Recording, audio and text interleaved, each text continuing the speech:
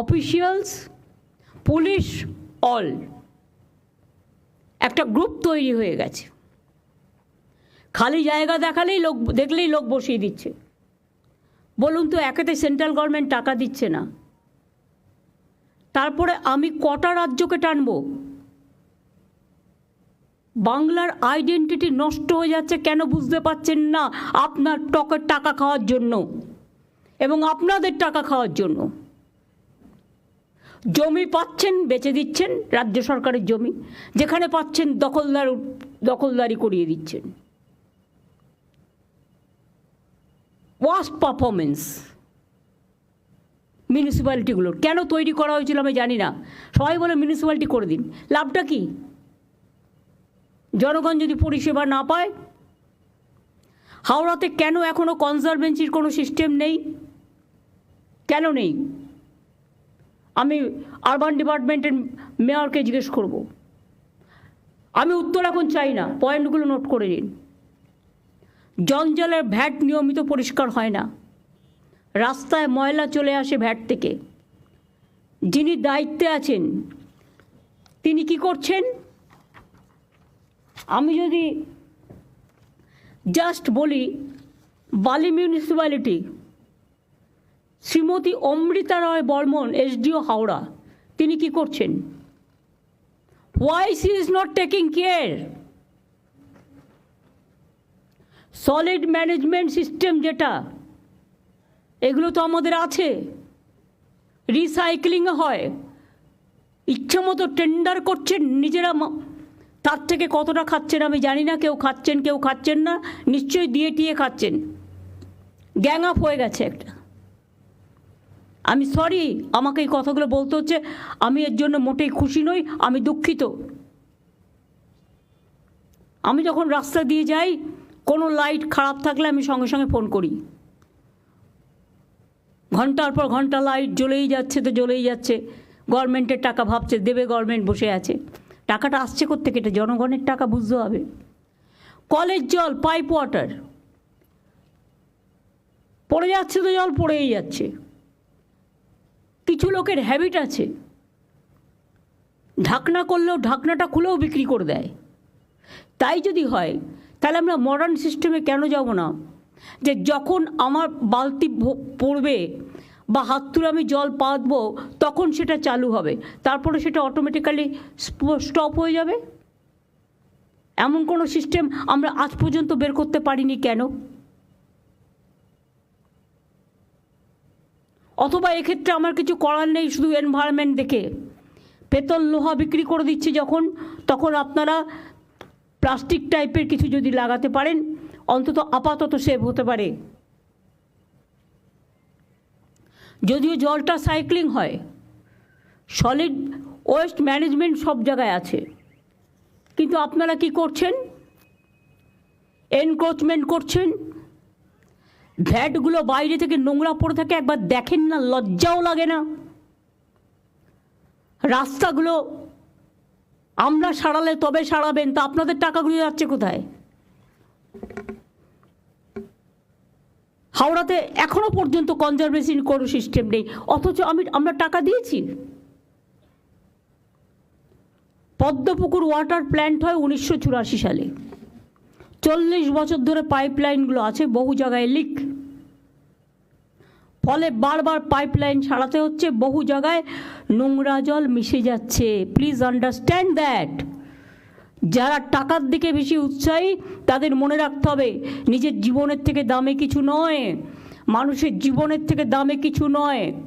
এটা লজ্জা যে আপনি আপনার দায়িত্ব পালন করছেন না। মিউটেশন অনলাইন করা হয়েছে, কিন্তু কাজ সময় মতো হচ্ছে না। কাজের জন্য নিয়মিত ট্যাক্সের বিল যখন তখন ট্যাক্স বাড়িয়ে দিচ্ছে মিউনিসিপ্যালিটিগুলো, আমাদের জিজ্ঞেসও করছে না। আর যখন তখন ক্যাজুয়াল লোক নিয়ে নিচ্ছে না জিজ্ঞেস করে। বারবার বলা হচ্ছে ফাইন্যান্সিয়াল অর্ডার ছাড়া করবে না, অথচ অনলাইনটাকে অ্যাভয়েড করে কিভাবে দিয়ে দেওয়া হচ্ছে পারমিশন। যার আছে সে পেয়ে যাচ্ছে, যে দিতে পারছে, আর নেই সে পাচ্ছে না, তাকে হ্যারাস হতে হচ্ছে।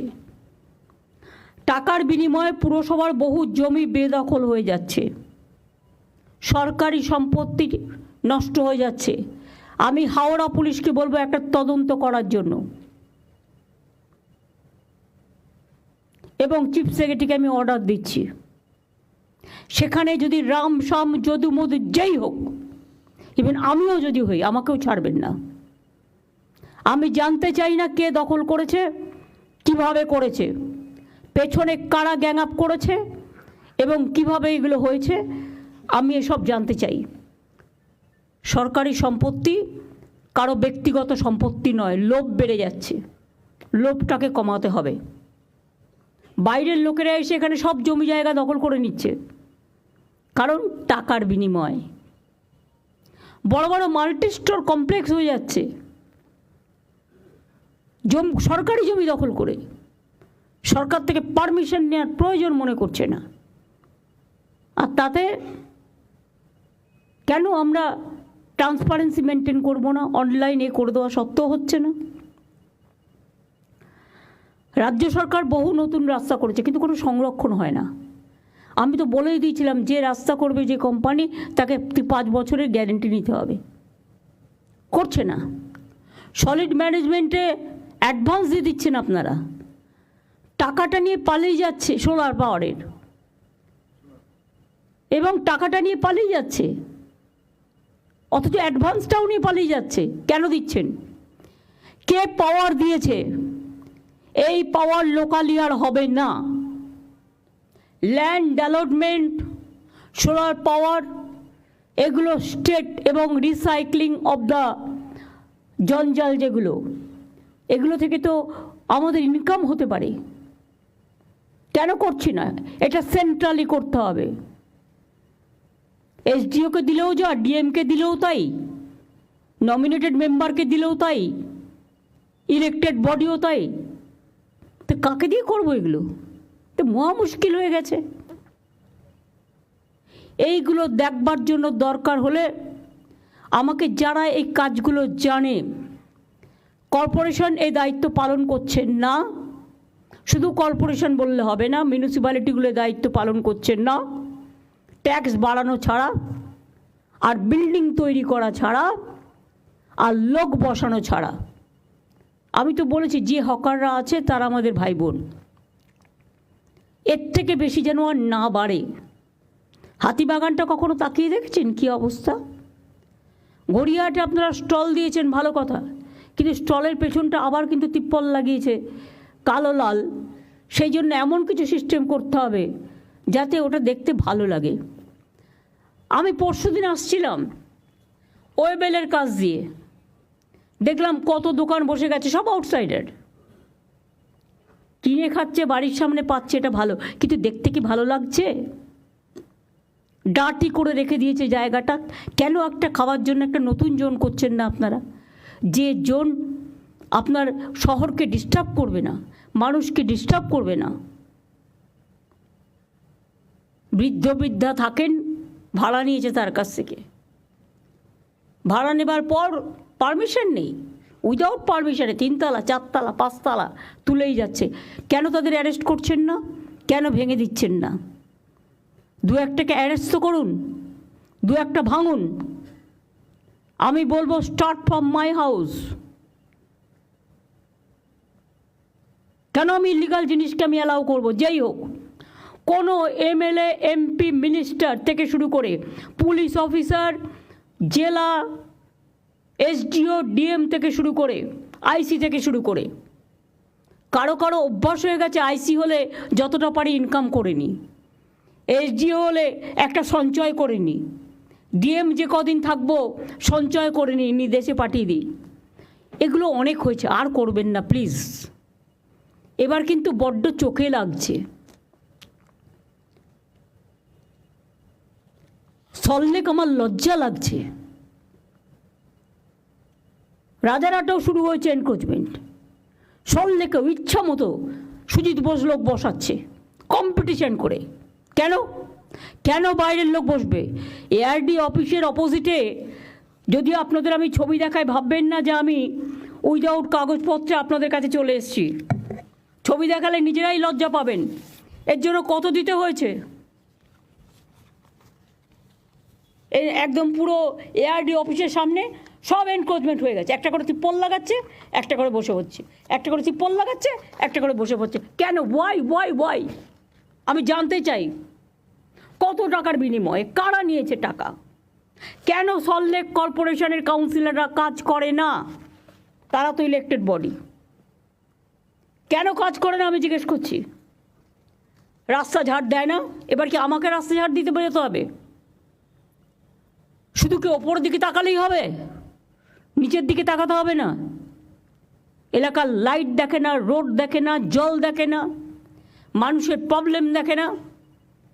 এই শহরটাকে আমি এত সুন্দর করে বানিয়ে দিয়েছি, কলকাতা শহরে ভিডিও করা ছিল কোন রাস্তা কত পর্যন্ত এনক্রোচমেন্ট আছে, তা সত্ত্বেও একটা করে নতুন ওসি আসে আর বসিয়ে দেয়। আর আমি ঘাতক ঝগড়া করব। আমি রাস্তায় গেলেই দেখতে পাই পুলিশের চোখে পড়ে না, সব চোখে ঠুলি দিয়ে বসে আছে, আর ভাবে এগুলো কারো নজরে আসবে না। হাওড়ায় কোনো মিউনিসিপ্যালিটি নেই, এসডিওর আন্ডারে আছে, সুতরাং 4 জন এমএলএ ডাইরেক্টলি অ্যাডভান্টেজ দিচ্ছে। আমি আর নাম বলে লজ্জা দিলাম না। যেখানে যেখানে আমাদের বোর্ড নেই বা কাউন্সিলর ইলেক্টেড নেই, সেখানে কাজ করার সিস্টেমটা কি? সেই এলাকাটা কে করবে? একবারও ভেবে দেখেছি আগে আমি এটা সাফা করব, তারপর আমি ইলেকশনে যাব। যে যে এলাকা, বালি পৌরসভার অবস্থাও খুব খারাপ, যে যে এলাকা বোর্ড নেই, নমিনেটেড 5 জন মেম্বার ভাবছে এটা আমাদের প্রপার্টি, নো নট দ্যাট।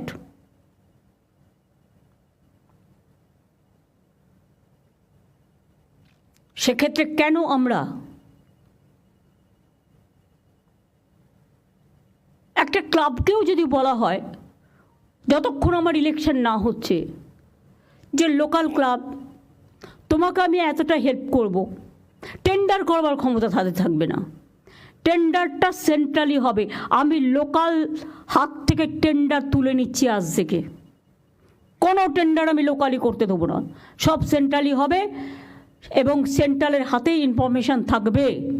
এ ব্যাপারে আমি একটা কমিটি করে দিচ্ছি, চিফ সেক্রেটারি যে থাকবে, chief secretary, home secretary, land secretary, finance secretary এবং ইরিগেশন সেক্রেটারি এবং সিপি এবং ADG, law and order and DG, এই কয়েকজনকে নিয়ে কোনো কিছু হলে আমি তাদের ধরব।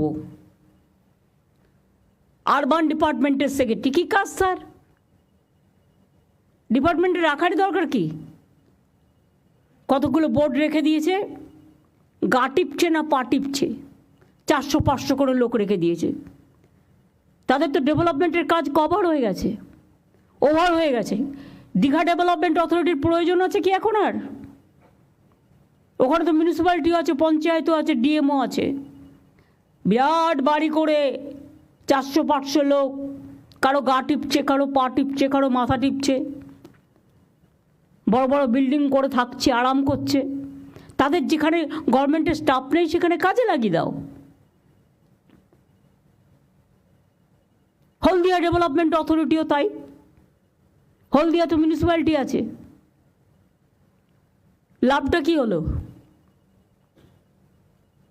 দরকার হলে ডিএমের আন্ডারে প্রত্যেকটা ওয়ার্ডে যেখানে যেখানে এখনও ইলেক্টেড নেই, মানে ইলেকশন বাকি আছে, ডিউ আছে, রোজ তো আমি ইলেকশন করতে যাবো না, যখন করবো একসাথে করে দেবো। এই তো সামনে বাই ইলেকশন, তারপরে পুজো, তারপরে রেনি সিজন, 4 মাস চলে গেল ইলেকশন করতে করতে। এরমভাবে তো চলতে পারে না ডেভেলপমেন্টের কাজ। পুরো কেন্দ্রীয় সরকার একটা অবস্ট্রাকশন হয়ে দাঁড়িয়েছে।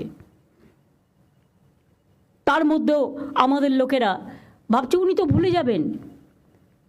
কেউ আসে অফিসার ভাবে আমি তো 2 বছর থাকবো, আমি কোনো রকম কাটিয়ে দিতে পারলে হব না, তা হয় না। আপনি 2 বছর থাকলেও মনে রাখবেন আপনার পিরিয়ডটা রিভিউ করা হবে এবং আপনি যাবার আগে আপনি স্বচ্ছতা মেনটেন করেছেন কিনা এখন থেকে রিভিউ কমিটির নামে একটা রিভিউ কমিটি তৈরি করা হবে, যেখানে ভিজিলেন্সকে রাখা হবে এবং যেখানে এসিবিকে রাখা হবে এবং যেখানে সিআইডিকে রাখা হবে, এডিজি ল অ্যান্ড অর্ডার থাকবে।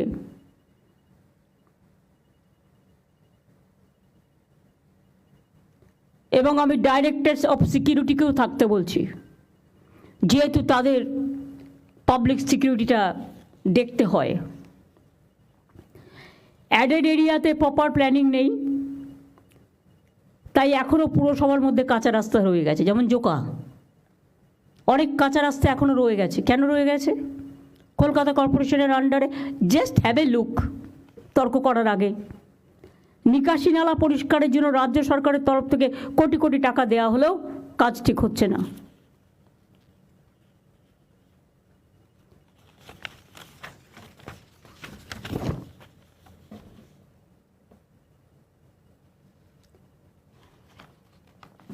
এটা তো আমি হাওড়ার কথা বললাম।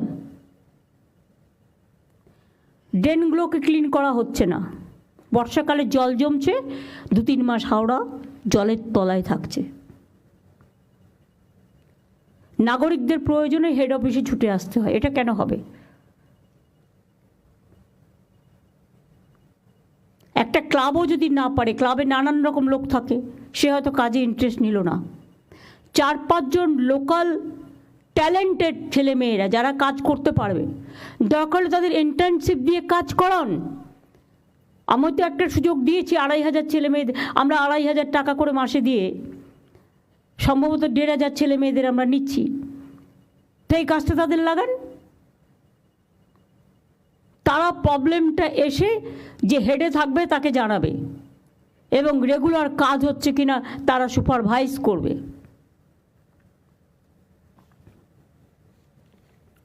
হাওড়া পুরসভার প্রশাসক সব দায়িত্ব নিজের হাতে রেখেছেন, কারোর সাথে আলোচনা করেন না, গায়ের জোরে চলেন। পুরসভায় শক্তিশালী লিডারশিপ দরকার।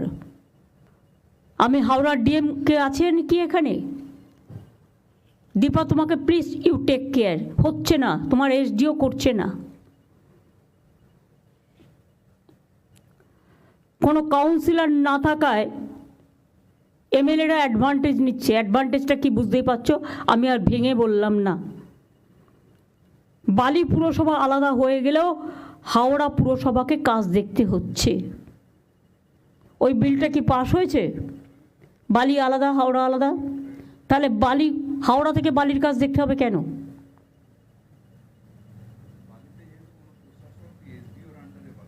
না, এসডিওর আন্ডারে দেবে না, এসডিও কাজ করছে না।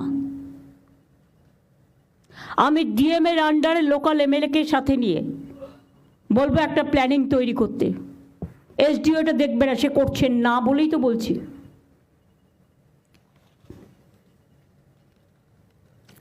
শালিমার স্টেশনে সম্প্রতি একটা মারামারি হয় বলে আমার নলেজে আসে। পার্কিংয়ের নামে অনেক জায়গায় ইল্লিগাল গাড়ি দাঁড় করিয়ে রাখে আর তোলাবাজি করে। গভর্নমেন্ট কেন বদনাম নেবে? গভর্নমেন্ট কি এর থেকে 1 পয়সাও পায় না? পার্টি পায়। যে ইন্ডিভিজুয়াল পায় তার পকেটে যায়। আমি কোনো ইন্ডিভিজুয়ালকে পোষবার জন্য এখানে আসিনি, আমি মানুষকে দেখবার জন্য এসেছি। পরিষ্কার বলে দিচ্ছি, এরকম বলে পুলিশ সঙ্গে সঙ্গে অ্যাকশান নেবে। পুলিশ যদি এফেক্টিভ হয় অনেক কিছু সলভ হয়ে যায়, কিন্তু পুলিশ যদি উইক হয়ে যায় সেখানে কিন্তু এরা অ্যাডভান্টেজ পায়। ডোন্ট টেক কেয়ার কোন পার্টির কে এমএলএ, কার কোন মিনিস্টার বলছে শুনবে না। নিজের কাজটা দায়িত্বশীলতার সাথে পালন করবে, এটা আমি আজকে পরিষ্কার বলছি।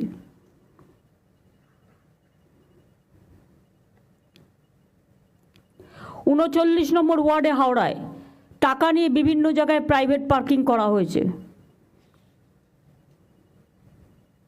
সরু রাস্তায় প্রাইভেট লরি দাঁড়িয়ে থাকে, স্বর্ণময়ী রোডে বেআইনিভাবে বড় বড় লরি দাঁড়িয়ে থাকে। রাজ্য সরকার টাকা দিলেও হাওড়ায় আন্ডারগ্রাউন্ড ড্রেনেজের কাজ হয়নি। হাওড়াটা বললাম এই কারণে, তার কারণ আমি গেছিলাম কিছুদিন আগে পদযাত্রা করতে। এগুলো আমার নলেজে এসছে। রাজারহাট তো আমি অলরেডি বলেছি, ওয়েবেল আমি নিজের চোখে দেখে এসেছি পরশুদিন, কারো কথা না শুনে। ওটাকে একটু শিফট করে একটু দূরে সরিয়ে নেওয়া যায় ভালোভাবে করে। আমি তো কারো চাকরি খাচ্ছি না, কিন্তু আমাকেও দেখতে হবে ওখানে প্রচুর মানুষ আসে, কালো কালো তিপ্পল দিয়ে ঘেরা, একটু দূরে গিয়ে খাবে, খাবার ফুড জোন করে দিক একটা আলাদা। আমি তো করতে বারণ করিনি, যা ইচ্ছা তাই হবে, এটা আমি কিছুতেই সহ্য করব না। আজকে আমার বলার দিন, আপনাদের বলার দিন নয়, আপনাদের শোনার দিন। Best and worst performing municipalities.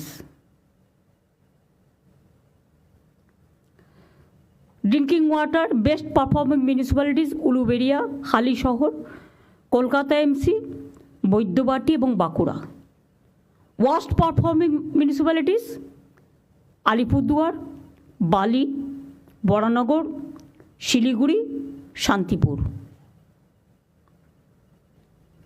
Housing best performing municipalities Uluberia, Jangipur. Uluberia যদি করতে পারে তো আপনারা করতে পারেন না কেন? অন্য municipality, it must be the model. Uluberia, Jangipur, Habra, Krishnanagar and Madhyamgram. Worst performing municipalities Bidhannagar MC, Asansol MC, Raiganj and Contai. সব সম্পত্তি করে রেখে দিয়েছে নিজস্ব। এগুলো ভেঙে দেবো আমি একদম। Cleanness and waste management. Kolkata municipality best performance municipalities Basirhat, Baidyabati, Uttarpara, north Dumdum and Nabadwip. Worst performing municipality Contai, Dalkhola, Panihati, Howrah, Cooper's Camp, Suri.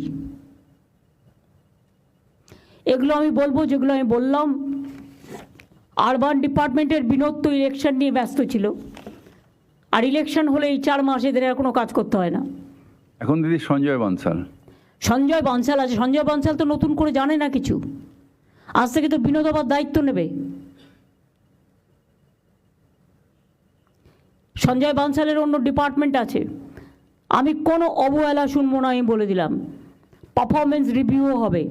আমি অনেক ভদ্রতা দেখিয়েছি, কিন্তু ভদ্রতা দেখানো মানে এটা নয় যে একতরফা গায়ের দখলে জমি দখল হবে, কাজ করবে না, এটা হবে না। হাওড়াতেও এসডিও আছে, নদিয়াতেও কুপার্স ক্যাম্প এসডিও রানাঘাট আছে, পূর্ব মেদিনীপুর হলদিয়াতেও এসডিও হলদিয়া আছে। তারা দেখে না কেন? কেন দেখে না? তাদের they have to take the responsibility. এদের কাছে শোকজ করো, ক্লারিফিকেশন চাও।